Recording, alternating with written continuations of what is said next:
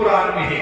اتنا علم ہونا چاہیے, صلاحیت ہونی چاہیے, قابلیت ہونی چاہیے کہ ہم قرآن سے وہ رموز و اسباب کو تلاش کر سکیں. حضرات اب بتا دوں میں آپ کو, آج امریکہ جو اتنا بڑا دعویٰ کرتا ہے کہ یہ جو لوگ چاند پر گئے ہیں کہ ہماری تحقیق ہے, اب سنو ہم لوگوں نے کیا کیا کارنامے انجام دیے ہیں, مسلمانوں نے کیا کارنامے انجام دیے ہیں. یہ کس پہ سوار ہو کر کے گئے, اپولو پہ سوار ہو کر کے گئے. تمہیں پتا ہے سب سے پہلا ہوائی جہاز کس نے بنایا تھا؟ کبھی غور کیا ہے اس بات پر؟ سب سے پہلا ہوائی جہاز جس نے بنایا ہے وہ ایک مسلمان ہے.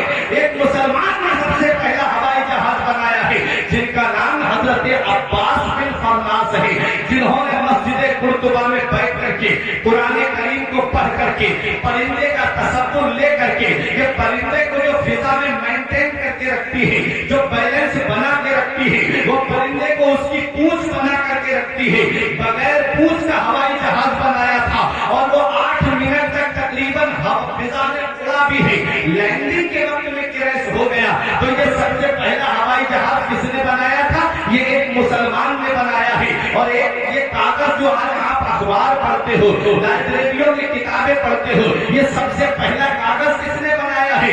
یہ بھی ایک مسلمان نے بنایا ہے. یہ گھڑی جو پڑھتے ہو, یہ گھڑی سب سے پہلے کس نے بنائی تھی؟ یہ بھی مسلمان نے بنائی تھی. گھڑی بنانے والے کا نام حضرت عباس بن فرناس ہے. انہوں نے مسجد قرطبہ میں گھڑی نہیں لگائی, بلکہ دمشق کی جامع مسجد کے اندر وہ گھڑی سب سے پہلے لگائی گئی تھی. اور جس نے سب سے پہلا کاغذ بنایا تھا اس شخصیت کا نام یوسف بن عمرو ہے. یوسف بن عمرو نے روئی سے سب سے پہلا کاغذ بنایا تھا. حضرات روئی سے سب سے پہلا کاغذ بنایا گیا. آج جو کاغذ بنتا ہے وہ درخت سے بنتا ہے. درخت کے گولے کاٹے جاتے ہیں, اسے مشین میں ڈالا جاتا ہے, اس کو باریک پیس دیا جاتا ہے, کیمیکل ڈالا جاتا ہے, پھر اس سے کاغذ بنایا جاتا ہے.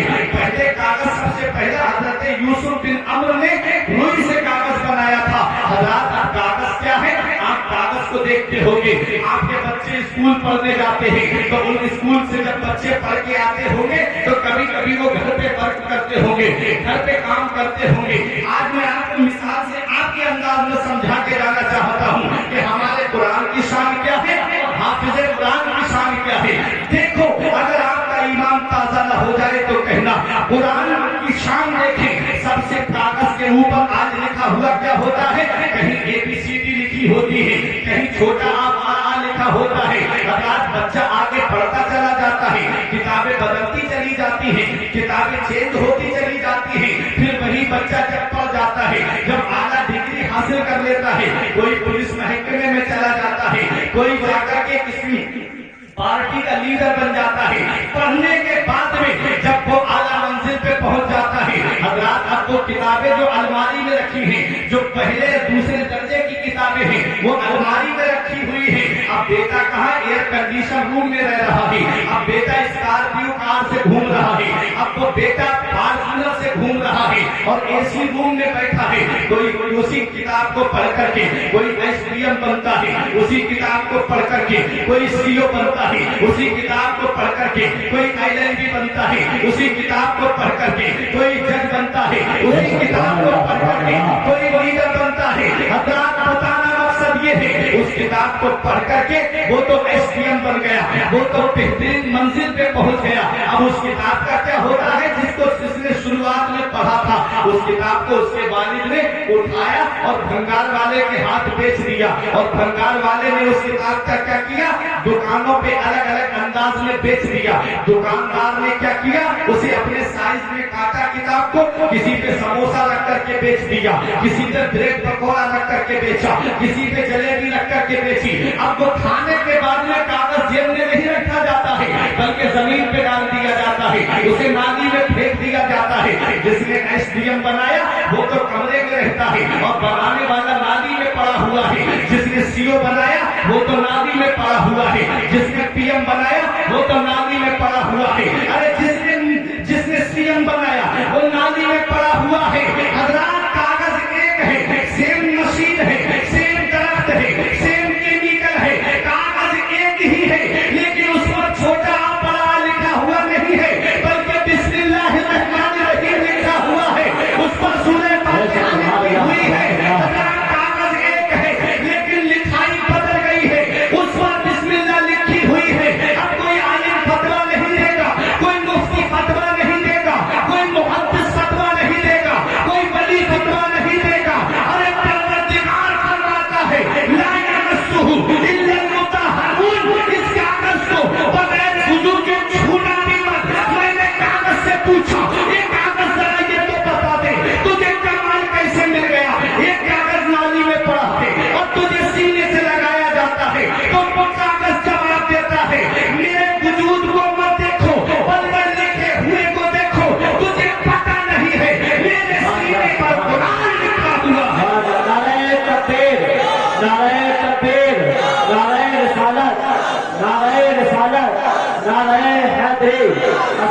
قرآن جشن دستار بندی رسم پیغان رضائے مصطفیٰ نعرہ تکبیر اور تو بے شک سبحان اللہ. جس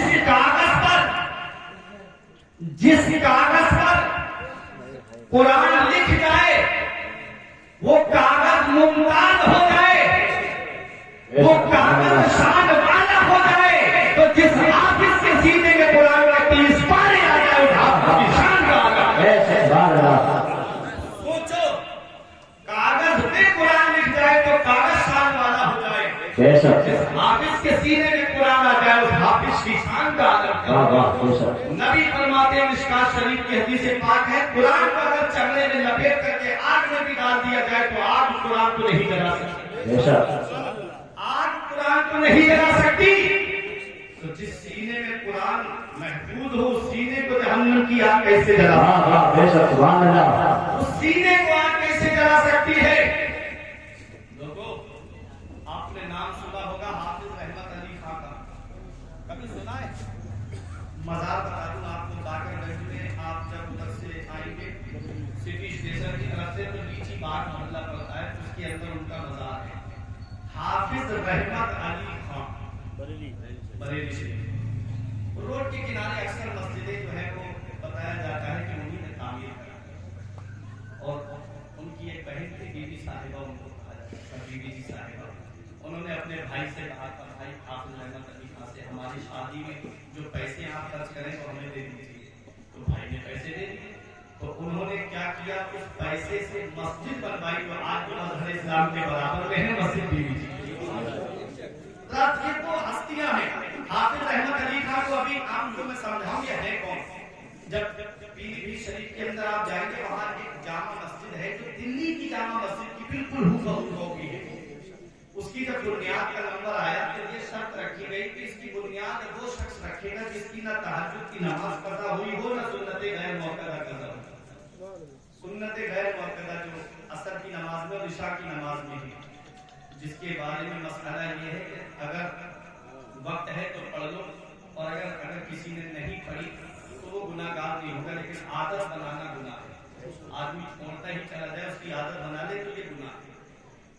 تو یہ شرط رکھی کہ جس کی سنت غیر موقدہ قضا نہ ہوئی ہو, تہجد کی نماز قضا نہ ہوئی ہو, وہ اس مسجد کی بنیاد رکھے. سب پیچھے ہٹ گئے, بڑے متقی پرہیزگار لوگ موجود تھے. اپنے وقت کے نواب حافظ رحمت علی خان کے بولے آج میرا راز کھل گیا, میں ہی وہ شخص ہوں جس کی تہجد کی نماز قضا غیر موقدہ قضا. یہ وہ حافظ رحمت علی خان ہیں جو قرآن کے حافظ تھے اور جنگ آزادی میں جان شہادت نوش کیا ہے. اس ہندوستان کو آزاد کرانے میں مسلمانوں نے وہ قربانیاں پیش کی ہیں, اگر وہ قربانیاں آپ کے سامنے رکھ دی جائیں تو آپ کی آنکھوں سے آنسو نکل پڑیں گے. تاریخ بتا دی, پھر بھی ہم سے یہ گلا ہے کہ وفادار نہیں. ہم وفادار نہیں تو بھی تو دلدار نہیں. ہم نے دیکھا ہے آج بھی دہلی میں انڈیا گیٹ پہ جا کر کے دیکھو 76,000 سے زیادہ مسلمانوں کے نام آج بھی لکھے. جنگ آزادی میں جان شہادت نوش کرنے والے غیر منتسب ہندوستان پاکستان جب بٹوارا نہیں ہوا تھا تو ایک انگریز کا کہنا ہے کہ لاہور کی مسجد کے اندر 80 سے زیادہ گردنیں علماء کرام کی لٹکی ہوئی تھی سولی کے اوپر. مولانا کفایت اللہ کافی رحمہ کو مراد آباد کے چوراہے پہ انگریزوں نے سولی پہ چڑھا, پھانسی پہ چڑھنے سے پہلے لکھ کر کے گئے تھے کہ کوئی کچھ باقی رہے گا نہ چمک رہ جائے گا, بس رسول اللہ کا دین حسن رہ جائے گا. سبھی لوگ باہر ہوئے ہیں, کوئی دم کے چہچہے اڑ جائیں گے, سونا چمک رہ جائے گا. سب رسول کم پاک کی پوشاک پہ نازا نہ ہو, اس طرح بے جان پر خاکی کفن رہ جائے گا. جو پڑے گا صاحب دولت کے اوپر ضرور آگ سے محفوظ اس کا اندر رہ جائے گا. ان کو پھانسی کے پھندے پہ چڑھا دیا گیا. مولانا علامہ فضل حق خیر آبادی کی جامع مسجد سے انگریزوں کے خلاف جہاد کا جنہوں نے فتویٰ دیا تھا, خطاب کرتے تھے, تقریر کرتے تھے, غیر مسلم گھروں سے نکل کے کہتے تھے اس مسجد کے اندر روزے کھول دو تاکہ ہم دیکھ لیں وہ کون مجاہد ہے جس نے ہمارے بدن کی آزادی کے لیے آواز کو اٹھایا. مسلمانوں کی قربان میں آخری مغل بادشاہ بہادر شاہ ظفر کو جب دلی کے لال قلعے سے انگریزوں نے گرفتار کیا تھا تو ایک انگریز کا کہنا ہے جب ان کو لے کے ہم چل رہے تھے ان کو رنگون کالا پانی بھیج دیا گیا تھا دونوں میاں بیوی کو. تاریخ آپ کے اتہاس سنتے رہتے ہوں گے. آپ بتانا مقصد یہ ہے کہ میں جنگ آزادی کی بات کر رہا ہوں. جا رہے تھے تو انگریز کہتا ہے چاندنی چوک میں درخت کے اوپر کوئی بھی لٹکنے والی شاخ ایسی نہیں تھی جس پر کسی عالم کی گردن نہ لٹکتی ہو۔ یہ قربانیاں پیش کی ہے عالموں نے، تب کہیں جا کر کے یہ ہندوستان سونے کی چڑیا ہوا ہے، تب کہیں جا کر کے یہ ہندوستان آزاد ہوا۔ 15,000 سے زیادہ عالموں نے اپنی قربانی پیش کی ہے جنگ آزادی، اور تب تک انگریزوں نے دعویٰ نہیں کیا تھا اس ہندوستان کے جب تک کہ شیر میسور ٹیپو سلطان کو ان لوگوں نے شہید نہیں کیا۔ ٹیپو سلطان کو جب شہید کیا اور ان کے اوپر اور لوگوں کے جسم گر گئے تھے تو انگریزوں نے جسم ہٹا کے دیکھا تو پہچان نہیں کر پا رہی تھی، تو ان کی بہن نے ان ہاتھ کی انگلی سے پہچان کی تھی، کہا تھا کہ ہاں یہ میرے بھائی ٹیپو سلطان ہے۔ تب انگریزوں نے ان کے سینے پر پیر رکھ کر کے کہا تھا آج سے آدھا ہندوستان ہمارا ہو گیا۔ جب تک شیر میسور باقی تھے کسی انگریز کی ہمت نہیں تھی، یہ کہتے تھا کہ ہندوستان کے ہمارا، یہ ہماری قربانیاں ہیں، ہمارے اسلاف نے قربانیاں دی ہیں۔ انہیں قربانی دینے والوں میں ایک قربانی حافظ احمد علی خان کی بھی ہے، اور جنگ آزادی میں کیا شان کی ان کی۔ آج ہم تو آرام سے رہ کے کمروں کے اندر بیٹھ کے سکون کی زندگی گزار کے بھی نماز نہیں پڑھتے، اور حافظ احمد علی خان نے اپنی فوج سے کہہ دیا تھا کہ جب نماز کا وقت ہو جائے تو آدھی فوج نماز پڑھے گی اور آدھی فوج انگریزوں سے جنگ کرے گی، اور جیسے ہی وہ نماز پڑھے گی جنگ لڑ رہی ہے، یہ فوج نماز پڑھنے چلی جائے گی اور پھر وہ فوج جو ہے وہ جنگ کرے گی۔ اس طرح سے جنگ کے میدان میں بھی انہوں نے نماز کو نہیں چھوڑا، اور آج ہم بڑے آسانی سے آرام سے رہ کر کے زندگی گزار رہے، پھر بھی ہم نماز کو چھوڑ دیتے ہیں، پھر بھی ہم یہ دعویٰ کرتے ہیں کہ آج ہم پریشان نہ ہوتے ہیں۔ آج ہم نے اپنے نبی کے فرمان کو بھلا دیا ہے، اسی لیے آج مصیبتوں نے ہمارے گھروں کا دروازہ۔ حافظ احمد علی خان کے اوپر ایک انگریز نے توپ کا گولا نشانہ باندھ کر کے مارا، سینے پہ لگا، زمین میں 2-3 فٹ اندر گھس گیا، کچھ نہیں ہوا سینے کا۔ توپ کا گولا ذرا غور تو کرے، سوچے تو صحیح، ایک گولی انسان کے سینے پہ لگ جائے تو اس کی زندگی ختم، اور توپ کا گولا سینے پہ لگا، زمین کے اندر دھس گیا، کچھ نہیں ہوا۔ جب آپ نے جام شہادت نوش کر لیا، انگریزوں نے فوراً جسم کو اپنے قبضے میں لے لیا، کیونکہ ان کی سوچ یہی رہتی ہے کہ کچھ نیا تلاش کرتے ہیں۔ انہوں نے جسم کو قبضے میں لے کر کے آپ کے کرتے شریف کے بغل کھول کے دیکھنے لگے، اور آپس میں کہنے لگے کون سی جاکٹ پہنی ہے کہ توپ کا گولا اس کے سینے پہ کچھ اثر نہیں کر گیا، ایسا کون سا لباس اس نے پہنا ہے کہ توپ کے گولے کا اس کے سینے پر اثر نہیں ہوا۔ حضرات بتانا مقصد یہ ہے، کسی مسلمان کی چند سانسیں چل رہی تھی، اس نے کہا کیا دیکھ رہے ہو، کہا ہم نے توپ کا گولا نشانہ باندھ کر کے حافظ احمد علی خان کے سینے پہ مارا ہے۔ وہ توپ کا گولا جو بستی میں گر جائے تو بستیاں اجاڑ دے، جو محلے میں گر جائے تو محلے تباہ کر دے، جو شہر میں گر جائے تو نسلیں ختم کر دے، جو اگر کسی قصبے میں گر جائے تو قصبے کا نام و نشان زمین سے مٹا دے۔ وہ توپ کا گولا حافظ احمد علی خان کے سینے پر لگا، اور اگر کچھ بھی نہیں ہوا تو مسلمان نے کہا ارے ان کے سینے کا کچھ نہیں ہو سکتا، اس لیے کہ یہ کسی دنیاوی کتاب کے حافظ نہیں تھے بلکہ قرآن کے حافظ تھے۔ ارے دنیا کی آگ تو کیا ہے، انہیں جہنم کی آگ بھی نہیں جلا سکتی ہے۔ قرآن جس کاغذ پر لکھ جائے اس کاغذ کو آگ نہیں جلا سکتی، اور قرآن جس سینے میں آ جائے اس سینے کو آگ نہیں جلا سکتی۔ نعرہ تکبیر، نعرہ تکبیر، نعرہ رسالت، نعرہ رسالت، نعرہ حیدری۔ قرآن کو مخالف حق مٹائے گا، سینوں کو حافظوں نے کسان کیا۔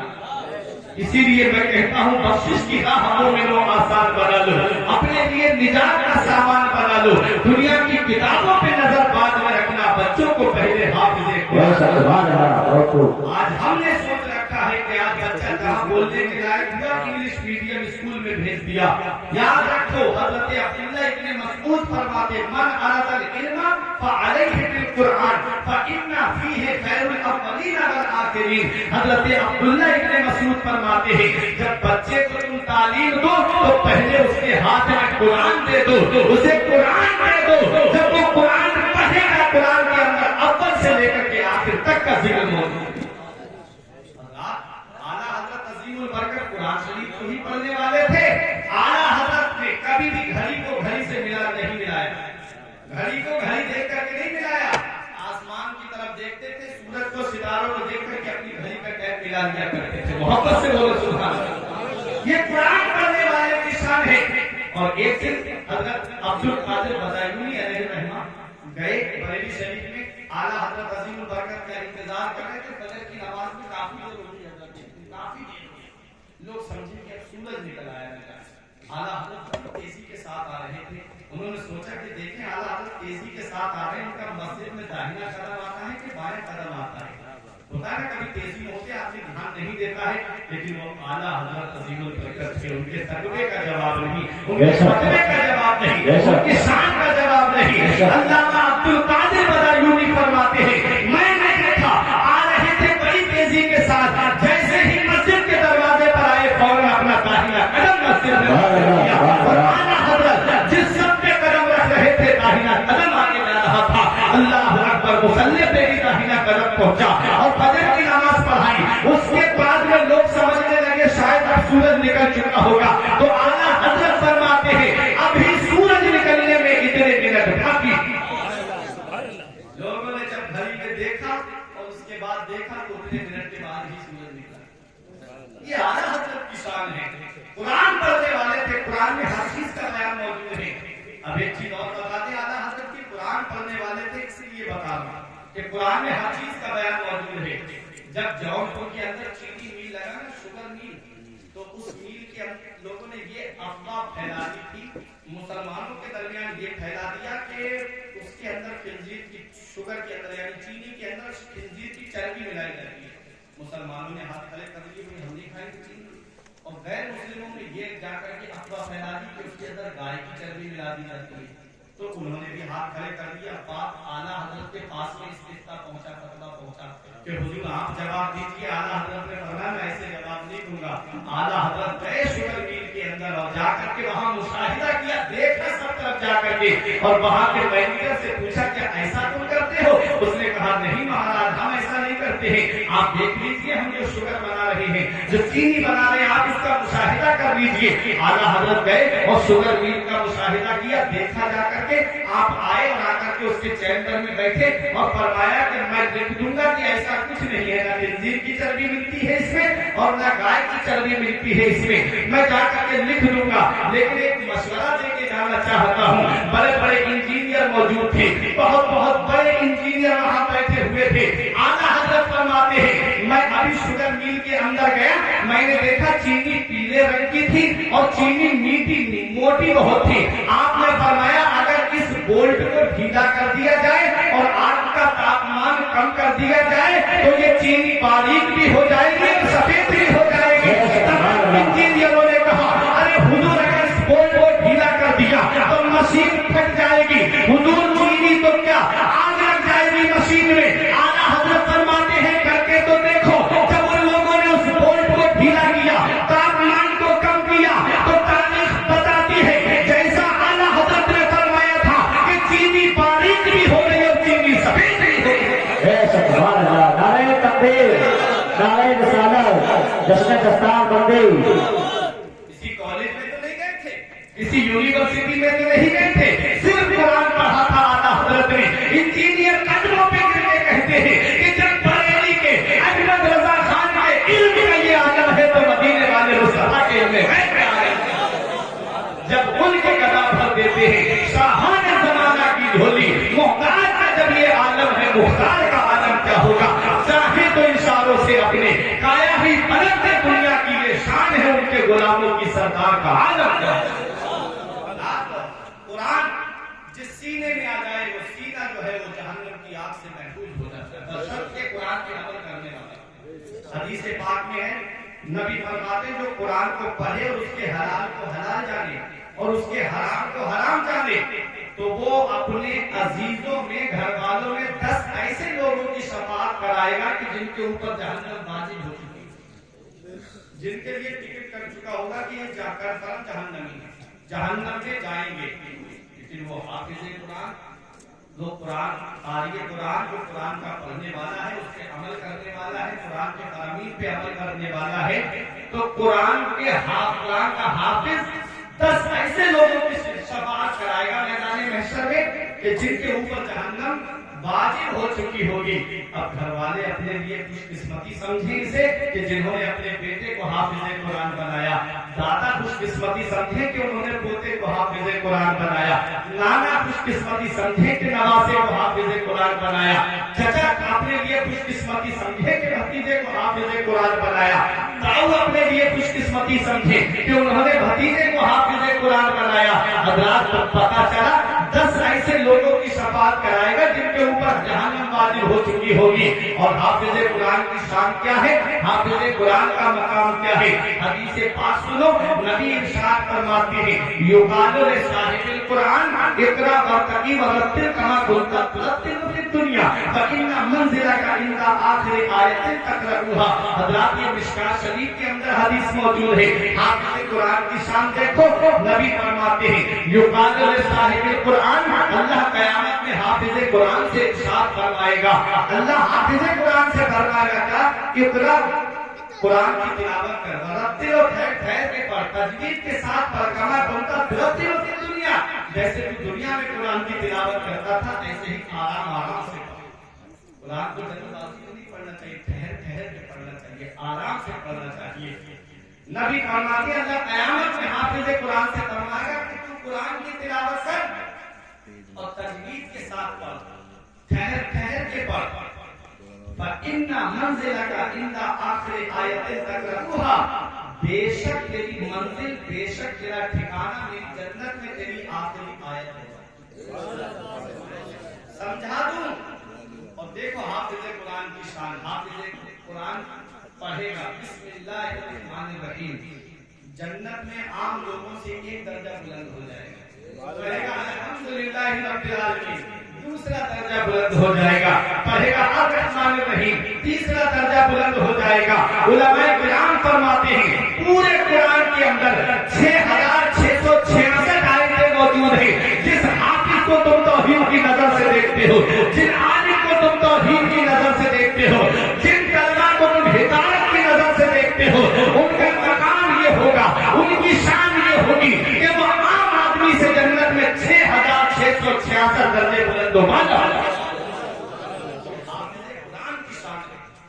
और हाफिज़े कुरान बच्चे को बनाने में फायदा ये है, हमने देखा है दुनिया का जायजा लेकर के, बहुत कम उम्र है और मेरे अजीज यहाँ बैठे मेरे बुजुर्ग हैं, मुझसे ज्यादा उम्र के यहाँ पर बुजुर्ग मेरे बैठे हैं, वो सब जानते हैं। हमने देखा है दुनिया में जब इंसान की जिंदगी की डोर कट जाती है और जब रूह बदन से निकल जाती है, तो जिस बच्चे को हमने कुरान की तालीम नहीं दी है, या जिसे हमने आलिम नहीं बनाया, जिसे हमने हाफिज नहीं बनाया, उस बच्चे को तो ये भी पता नहीं होता है कि कफन में कितने कपड़े दिए जाते, उसे तो ये भी पता नहीं होता है।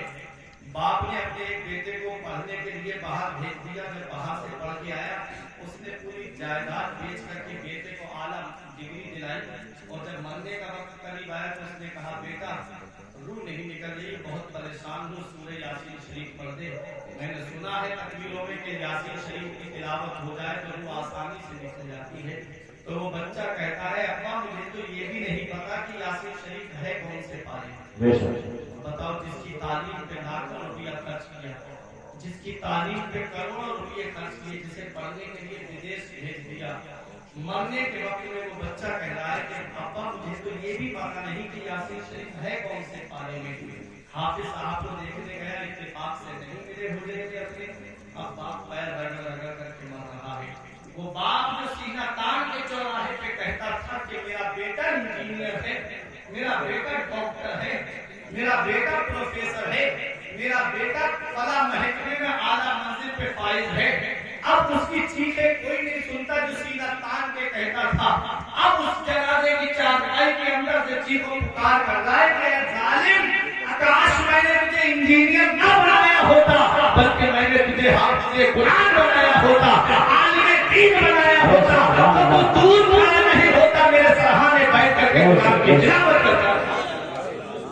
मेरे अजीजों, बख्शिश की राह मोमिनो आसाद बना लो, अपने लिए निजात का सामान बना लो, दुनिया की किताबों पे नजर बाद में रखना, बच्चों को पहले हाफिज़े कुरान बनाना। मैं दुनिया की तालीम का मुखालिफ नहीं, मैं ये नहीं कहता डॉक्टर ना बनाओ या इंजीनियर ना बनाओ, मास्टर ना बनाओ, प्रोफेसर ना बनाओ, बनाओ ضرورت ہے آج کے دور میں، لیکن پہلے اپنے مذہب کی تعلیم بے شک اپنے دین کی تعلیم کو، پہلے قرآن و حدیث کا علم دو، اس کے بعد اپنے بچے کو دنیاوی تعلیم میں بھیجنا۔ جب بچہ عالم ہوگا، حافظ ہوگا، تو وہ دور قرآن نہیں ہوگا بلکہ سرحانے بیٹھ کر کے قرآن کی تلاوت کرنا۔ بے شک سبحان اللہ۔ میرے عزیزو، وہ باپ جو لاکھوں روپئے خرچ کرتا ہے، وہ بیٹا کیا کام آیا؟ کفن کاٹنے کے لیے بزرگوں کو بلا کر کے لایا، انہوں نے کفن کا انتظام کیا، غسل دینے کا طریقہ اس کو نہیں آتا۔ اللہ کی شریعت میں آتا ہے کہ عزیز جو ہے، جو قریبی ہو، وہ اپنے عزیز کو غسل دے، کیونکہ عزیز جو ہے وہ پیار سے غسل دے گا۔ اس وقت میت کے جسم کا ایک ایک عضو دکھتا ہے حضرات، تو اس کو تو یہ بھی پتا نہیں کہ غسل کیسے کیا جاتا ہے۔ تم نے دیکھا ہے جنازے کا جب وقت آتا ہے تو امام صاحب کھڑے ہوتے ہیں کہ بھائی اجازت دو، اجازت دو، ہوتا ہے کہ نہیں ہوتا؟ وہ دور کھڑا ہے رومال سر پہ رکھ کر کے، کہتا ہے ہاں پڑھاؤ مولانا صاحب، نماز پڑھاؤ۔ کیا یہ دنیا سے جانے والوں کا حال ہے، جس کی تعلیم کے لیے نہ جائز دیکھا نہ ناجائز دیکھا، لاکھوں روپئے کروڑوں روپئے خرچ کر دیے، تم کو کیا ملا؟ تم کو کیا حاصل ہوا؟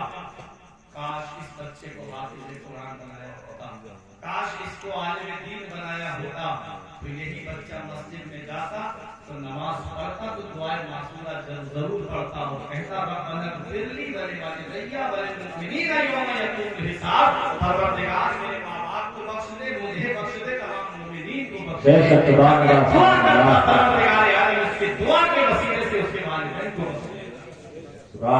میرے عزیزوں، یہ دنیا چند دن کی ہے، پہلے اپنے بچوں کو قرآن کی تعلیم دے دو۔ اگر مدرسے کی جانب رخ نہیں کیا گیا، یہ مدرسے جو ہے یہ آج ہماری بنیادیں ہیں، ہمارے مذہب کی بنیادیں ہیں یہ مدرسے۔ اگر یہ مدرسے نہ ہوتے تو آج ہمارے جیسے یا یہ علماء کرام آپ دیکھ رہے ہیں کہ یہ عالم آپ کو نصیب نہیں ہوتے، یہ مدرسوں کی دین ہے۔ اور جنہوں نے جنگ آزادی میں قربانیاں دی، وہ بھی مدرسوں کی دین تھی۔ تو یہ مدرسوں سے سپاہی پیدا کیے جاتے ہیں، دین کے سپاہی پیدا ہوتے ہیں۔ اس لیے میرے عزیزوں، یہ مدرسوں کی جانب رخ کرو اور ان کی طرف توجہ دو، کیونکہ یہ مدرسے جو ہیں وہ کیلے ہیں، اور مسجد خدا کا گھر ہے، مدرسہ جو ہے وہ رسول اللہ کا گھر ہے۔ مسجد کے اندر قال اللہ کا درس ہوتا ہے اور مدرسے کے اندر جو ہے قال رسول کا درس ہوتا ہے۔ حضرات، یہ مدرسوں کی جانب رخ کرو، اپنے بچوں کو مدرسوں کی جانب بھیجو، مدرسوں میں پڑھنے کے لیے بھیجو۔ آج ماحول ایسا خراب ہوتا چلا جا رہا ہے، کچھ لوگوں نے ماحول خراب کیا ہے، میں مانتا ہوں کہ ہاں کچھ لوگوں نے ماحول خراب کیا ہے، کہ جو گلی گلی رسیدیں لے کر کے پھرتے ہیں، جو مدرسے آج مستحق ہیں ان تک جو ہے وہ پیسہ نہیں پہنچ پا رہا ہے، اور جو مدرسوں کے اندر پہلے ہی سے پیسوں کا انبار جمع ہے اور باہر سے گورنمنٹ کی ان کو امداد بھی آتی ہے، ان مدرسوں کے اندر آج بھی چندہ بہت زیادہ لوگ اکٹھا کر لیتے ہیں، ہوتا ہے کہ نہیں ہوتا ہے حضرت؟ لیکن جن مدرسوں کو آج ضرورت ہے وہاں تک پیسہ نہیں پہنچ پاتا۔ اس لیے میرے عزیزوں، اگر ہر بستی والا اپنی بستی کے مدرسے کو اگر صدقہ فطر کے ذریعے یا ہدایہ شریف کر کے زکات کے ذریعے یا عشر کے ذریعے اگر مدرسے کا خیال رکھ لیا جائے، تو میں کہتا ہوں کہ ایک بستی کے اندر ایک مدرسہ بڑے آرام سے چل سکتا ہے۔ اور کچھ پہلے تو ایسا ہوتا تھا بادشاہوں کے دور میں، جب مغل سلطنت تھی تو کچھ زمینیں جو ہے وہ مدرسوں کے نام کر دی جاتی تھی، مسجدوں کے نام کر دی جاتی تھی، ان سے جو بھی اناج پیدا ہوتا تھا اس سے اس کی تعمیر و ترقی میں پیسہ لگایا جاتا تھا۔ اب تو وہ دور نہیں ہے، لیکن کیا ہے کہ ہم اپنے پیسے سے مدرسوں کی امداد نہیں کر سکتے، کہ ہم اپنے پیسوں سے مدرسوں کی طرف توجہ نہیں کر سکتے۔ قطرہ قطرہ دریا میں شبر، قطرہ قطرہ دریا ہو جاتا ہے اور دریا دریا مل کر کے سمندر ہو جاتا ہے۔ اگر تھوڑی تھوڑی بھی ہم مدد کر دیں، آج ہم بتانا چاہتے ہیں، اگر دکانوں کے اندر مدرسے کے صرف گلک رکھ دیے جائیں اور انسان ہر دن اس میں تھوڑے پیسے ڈالتا رہے، تو ایک مدرس کی تنخواہ ایک مہینے میں کہتا ہوں کہ آرام سے نکل جائے گی۔ لیکن ہوتا کیا ہے، ہم ہوٹلوں میں جا کر کے تو ویٹروں کو تو دے کے پیسہ برباد کر دیں گے، چوراہوں پہ جا کر کے گگر اور گٹکے میں تو پیسہ برباد کر دیں گے، ادھر ادھر بیٹھ کر کے پیسے کو تو ہم خرچ کر دیں گے، لیکن دینی تعلیم پہ ہم پیسہ خرچ نہیں کریں گے، دینی تعلیم پہ ہم پیسہ خرچ نہیں کریں گے۔ اللہ اکبر، یہ مدرسے جو ہیں یہ آج ہمارے قلعے ہیں، ان مدرسوں کی طرف رخ کرو۔ حضرات، بتانا مقصد یہ ہے کہ کچھ لوگوں نے ماحول خراب کیا ہے، لیکن کچھ مدرسے ہیں کہ جہاں آج بھی امداد کی ضرورت ہے، جہاں سے حافظ قرآن پیدا ہوتے ہیں، جہاں سے आलिम दीन कौम को दिए जाते हैं, जहाँ से तालीम कुरान कौम को दिए जाते हैं, ऐसे मदरसों की तरफ तवज्जो दो। हमने देखा है आज अगर आलिम से बात करेगा मेरा भाई तो वो सोचता है कि आलिम से बात करूंगा तो इनको कहीं रसीद न काट के दे दे, कहीं ये मुझसे चंदा न मांग ले। हाँ, लोगों ने ये माहौल बना रखा है कि आलिम से बात करने का मतलब है कि वो रसीद काट देगा, आलिम से बात करने का मकसद है कि वो कहीं चंदा न मांग ले। याद रखो प्यारे मुसलमानों, हमारे कुछ लोगों ने भी माहौल खराब किया है, लेकिन होता क्या है, हुआ यूं कि वो रसीद लेकर रोड पे इसलिए निकले कि जब वहाबियों ने सऊदिया रियाल के ऊपर जब एक महीने में 2 मंजिला इमारत तैयार कर दी तो उनके मदरसे में कहीं मेरी कौम के बच्चे न चले जाएं, कहीं मेरे बच्चों का ईमान खतरे में न पड़ जाए, कहीं मेरी कौम के बच्चों का ईमान न लूट लिया जाए उनके मदरसे में।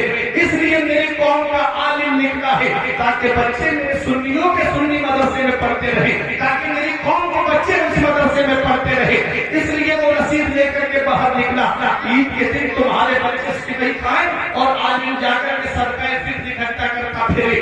बकरा ईद के दिन तुम्हारे बच्चे गोश्त खाएं और आलिम जाकर के कुर्बानियों की खाले इकट्ठी करता फिरे। ईद रमजान के महीने में तुम सहरी खा करके इफ्तार करके तरावी की नमाज पढ़ के आराम से सो जाते हो और आलिम बम्बई के सेठों के घरों के चक्कर लगाता है। एक ही दर्द है ना कि रसूलुल्लाह की दरगाह आबाद रहे, रसूलुल्लाह का मदरसा आबाद रहे। याद रखो पिसौली वालों, अपने लिए मांगना जिल्लत है, मदरसे के लिए मांगना बाइस इज्जत है। सुभान अल्लाह, नारे तकबीर, नारे रिसालत, मदरसा फैजाने रज़ाए मुस्तफा, नारे तकबीर। मदरसों से हाफिज़े कुरान पैदा है। हाफिज़े कुरान की शान मैंने आपको बता दी।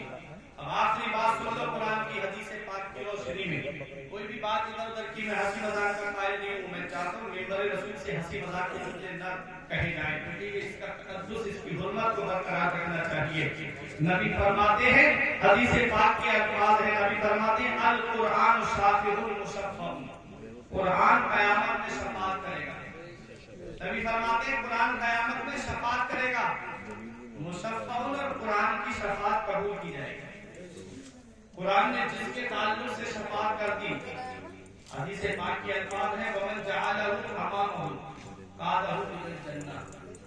कुरान को जिसने आगे रखा, यानी आगे रखने का मतलब जिसने कुरान के फरमान पर अमल किया, फरामीन पर अमल किया, कुरान उसको जन्नत में ले जाके छोड़ेगा। कादहु इलल जन्नह, कादा ही से कायज बना है, कुरान उसको जन्नत में ले जाके छोड़ेगा। जिसने कुरान को आगे रखा, अपनी जिंदगी कुरान के दायरे में गुजारी। कुरान के दायरे में गुजारने का मतलब क्या है? कुरान के दायरे में जिंदगी गुजारने का मतलब ये है कि कुरान ने कहा है लानतुल्लाहि अलल काज़िबीन, झूठों पर अल्लाह की लानत है। इंसान झूठ ना बोले, कुरान के फरमान पे अमल करे। कुरान कहता है वज़नु बिल क़िस्तासिल मुस्तक़ीम, जब भी तोलो तो बराबर तोलो, यानी किसी को कम तोल करके मत दो, हमेशा सीधी बराबर तराजू के साथ तोल करके दो। हज़रात कुरान कहता है वज़नु बिल क़िस्तासिल मुस्तक़ीम, जब भी तोलो तो बराबर तोलो। इस फरमान पर अमल करोगे तो कुरान क़यामत में तुम्हारी शफाअत करेगा। हज़रात कुरान कहता है कोई कौम किसी कौम का मजाक ना उड़ाए। हो सकता है जिसका तुम मजाक उड़ा रहे हो वो रब की बारगाह में तुमसे बेहतर हो। हज़रात तो हमें किसी का मजाक नहीं उड़ाना चाहिए। जो कुरान के इस फरमान पर अमल करेगा, कुरान उनकी क़यामत में शफाअत करेगा। कुरान कहता है ऐ ईमान वालों, वो बातें क्यों कहते हो जो खुद करते नहीं हो? जब पता चला हमें वादा खिलाफी नहीं करना चाहिए, हमें हमेशा वो बात कहना चाहिए जिस पर हमारा खुद का अमल हो। जब इस हाल में हम जिंदगी गुजारेंगे तो कुरान क़यामत में हमारी शफाअत कराएगा। नबी फरमाते वमन जअलहु अमामहु कादहु इलल जन्नह, जो कुरान को अपने सामने रखता है, जो कुरान के फरमान पे अमल करता है, कुरान उसको जन्नत में ले जाके छोड़ेगा। वमन जअलहु खल्फा ज़हरिही, कुरान नबी फरमाते हैं जिसने कुरान को पीठ के पीछे रख दिया, जिसने कुरान को पसे पुष्ट डाल दिया, जिसने कुरान के फरमान पे अमल नहीं किया, कुरान उसको जहन्नम में ले जाके छोड़ेगा। ये कुरान वो अल्लाह की किताब है कि जो कुरान के मुताबिक जिंदगी गुजारेगा, कुरान उसको जन्नत में ले जाके छोड़ेगा। और जिसने कुरान के खिलाफ अपनी जिंदगी को गुजारा, कुरान उसको जहन्नम में ले जाके छोड़ेगा। नबी फरमाते हैं कुरान शफाअत करेगा और कुरान की शफाअत कबूल की जाएगी। میرے عزیز کو اپنی زندگی اس حال میں گزار دو کہ قرآن کا جو فرمان ہے اس فرمان کے مطابق زندگی گزارو. قرآن پیغام دیتا ہے اقیموا الصلاۃ وآتوا الزکات، نماز کو قائم رکھو، زکات کو ادا کرو. قرآن پیغام دیتا ہے رمضان شریف کے روزے رکھو. قرآن پیغام دیتا ہے جو صاحب استطاعت ہے ان کے لیے حج کرنا فرض ہے تو حج کو جاؤ. قرآن پیغام دیتا ہے کہ سب سے بہتر خرچہ وہ ہے جو ماں باپ کو دیا جائے. ہم کو چاہیے کہ قرآن کے فرمان پہ عمل کریں. ہم کو چاہیے کہ قرآن کے تعلیم پہ عمل کریں. جب ہم قرآن کے فرمان پہ عمل کریں گے تو قرآن ہماری شفاعت قیامت کے دن کرائے گا اور قرآن ہم کو جنت میں لے جا کے قرآن کے فرمان پہ عمل کرو. اس مدرسے سے مدرسہ فیضان رضائے مصطفیٰ، الحمدللہ نام کتنا پیارا ہے، رضائے مصطفیٰ. مصطفیٰ رضا بھی کہہ سکتے ہیں، رضائے مصطفیٰ بھی کہہ سکتے ہیں. ترکیب اقلابی ہے، مصطفیٰ کی رضا، مدینے والے مصطفیٰ کی رضا ہے. کتنا پیارا مدرسے کا نام ہے. اس سے بچوں نے قرآن کریم کو حفظ کیا ہے. پروردگار سے میں تو یہی دعا کرتا ہوں میرے مولا اس مدرسے سے ابھی 2-3 بچوں نے قرآن کا حفظ کیا ہے. مولا وہ دن بھی بسولی والوں کو دکھا دے کہ اس سے 10-10 12-12 15-15 حافظ قرآن کرتا. آپ محبت سے آمین کہہ دیجیے. آمین. 40 لوگ ہوتے وہاں ان میں ایک اللہ کا ایسا نیک بندہ ہوتا ہے جس کی دعا اللہ قبول کرتا. آپ کہتے ہیں آمین. یہ مدرسے مدینے والے مصطفیٰ نے فرمایا ہے کہ جب بستی میں گناہ زیادہ ہوتے ہیں تو اللہ تعالیٰ عذاب سے فرشتے حدیث کا ترجمہ کر دوں وقت کافی ہوتا جا رہا ہے مجھے لگ رہا ہے. تو عذاب کے فرشتے تقریباً 1.5 گھنٹے کے قریب مجھے ہونے جا رہا ہے. عذاب کے فرشتے اللہ تعالیٰ بھیجتا ہے اس بستی کے اوپر. حدیث پاک میں ہے مدینے والے مصطفیٰ نے فرمایا چھوٹے چھوٹے بچے سینے سے قرآن اور قرآن شریف یا پہلا پارہ دوسرا پارہ لگا کر کے مدرسے کی طرف پڑھنے جاتے ہیں. رب فرماتا ہے فرشتوں اس بستی کو عذاب مت دینا، یہاں میرے محبوب پہ اترنے والی کتاب کی تلاوت کرو. اب جس بستی میں قرآن پڑھا جائے، جس بستی میں قرآن کی تلاوت اور چھوٹے چھوٹے بچے پڑھنے کے لیے جائیں، اس بستی پہ عذاب نہیں ہوتا ہے. جہاں پر حافظ قرآن حفظ کر رہے ہوں اس بستی کے اوپر عذاب کیسے ہوتے ہیں؟ اس لیے میرے عزیزوں مدرسے کا ہونا خیر و برکت کی نشانی ہے، کیونکہ قرآن جس بستی میں پڑھا جاتا ہے اس بستی میں اللہ خیر و برکت اتارتا ہے. اور حدیث پاک میں ہے کہ قرآن جب کوئی تلاوت کرتا ہے تو فرشتے اس کے لبوں کو بسا دیتے ہیں. جہاں قرآن پڑھا جاتا ہے وہاں اللہ کی رحمت کے فرشتے اترتے ہیں. حضرت اسید ابن حضیر نبی کی بارگاہ میں آئے اور عرض کرتے ہیں یا رسول اللہ آج جب میں اپنے گھر کے اندر قرآن کی تلاوت کر رہا تھا تو میں نے کیا دیکھا کہ میرے مکان کی چھت سے ایک نور نکلا اور آسمان سے جا کر کے مل گیا. یا رسول اللہ میرا گھوڑا بھٹکنے لگا، میرا بچہ پالنے میں کھیل رہا تھا. میں نے سوچا کہ کہیں ایسا نہ ہو کہ گھوڑے کے بھٹکنے کی وجہ سے میرے بچے کو کوئی تکلیف پہنچ جائے. یا رسول اللہ جب میں نے تلاوت بند کر لی وہ نور کی قطار ختم ہو گئی. یا رسول اللہ جب میں قرآن کی تلاوت کروں میرا گھوڑا بھٹکنے لگے اور آسمان سے نور کی قطار میرے گھر میں آ گئی. یا رسول اللہ یہ معاملہ کیا ہے؟ تو مدینے والے مصطفیٰ ارشاد فرماتے ہیں اے میرے صحابی سنو، جب تم قرآن پڑھ رہے تھے تو آسمان سے رب کی رحمت کے فرشتے اتر رہے تھے اور تمہاری تلاوت سننے کے لیے آسمان سے رحمت کے فرشتے اتر کے آئے تھے. وہ تمہارے گھوڑے کو نظر آ رہے تھے کیونکہ جنات جو ہے وہ جانوروں پر نظر آتے ہیں اور فرشتے جو ہیں وہ غیر الثقلین یعنی جن اور انس کے علاوہ چیزوں پر نظر آتے ہیں. اے پیارے مسلمانوں بتانا مقصد یہ ہے کہ جہاں قرآن پڑھا جاتا ہے وہاں اللہ کی رحمت کے فرشتے اترتے ہیں، اللہ کی رحمت کے فرشتے نازل ہوتے ہیں. حضرت داؤد علیہ السلام جب زبور کی تلاوت کرتے تو سمندر کا پانی رک جاتا. جب زبور کی تلاوت کرتے تو پرندے ٹھہر جاتے اور زبور کی تلاوت کو سنتے، ہوائیں رک جاتی زبور کی تلاوت کو سنتی. اللہ نے ایسا لہن عطا فرمایا تھا، لہن داؤدی حضرت داؤد علیہ السلام کا بڑا مشہور ہے. جب زبور کی تلاوت کرتے ایسا لگتا کہ سنتے چلے جاؤ، ایسا لگتا کہ داؤد علیہ السلام کی تلاوت کو سنتے جائیں. پرندے رک گئے، جانور آ کر کے ارد گرد جمع ہو جائے زبور کی تلاوت سننے کے لیے. ارے یہ زبور کی تلاوت ہے جسے جانور آ کر کے سنے، یہ زبور کی تلاوت ہے جسے پرندے آ کر کے سنے، یہ زبور کی تلاوت ہے جسے ہوا روک کر کے سنے، یہ زبور کی تلاوت ہے جسے دریاؤں کا پانی روک کر کے سنے. لیکن وہ میرے قرآن تیری عظمت کا کوئی جواب نہیں، تیری شان کا کوئی جواب نہیں.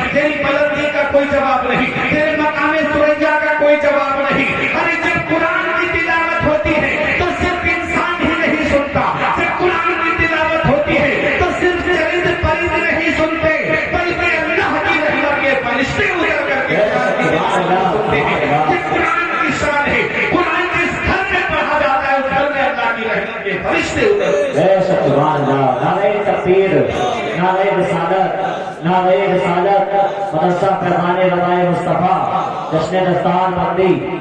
जिस बस्ती में कुरान पढ़ा जाए उस बस्ती में बरकतें उतरती हैं। जिस घर में कुरान पढ़ा जाए उस घर में बरकतें उतरती हैं। जिस मोहल्ले में कुरान पढ़ा जाए उस मोहल्ले में रब की रहमतें उतरती हैं। इसलिए बख्शिश की राह मोमिनो आसान बना लो, अपने लिए निजात का सामान बना लो। दुनिया की किताबों पे नजर बाद में रखना, बच्चों को पहले हाफिज़े कुरान बनाओ। दीनी तालीम को अपने बच्चों को मदरसों की तरफ रुख कराओ, ताकि बच्चे जब आलिम बन जाएंगे, हाफिज बन जाएंगे। आखिरी बात सुने, अगर कोई ये चाहे कि मेरा नाम ना मिटे, बहुत अच्छी बात बता रहा हूँ अल्लामा इफ्तिखार साहब।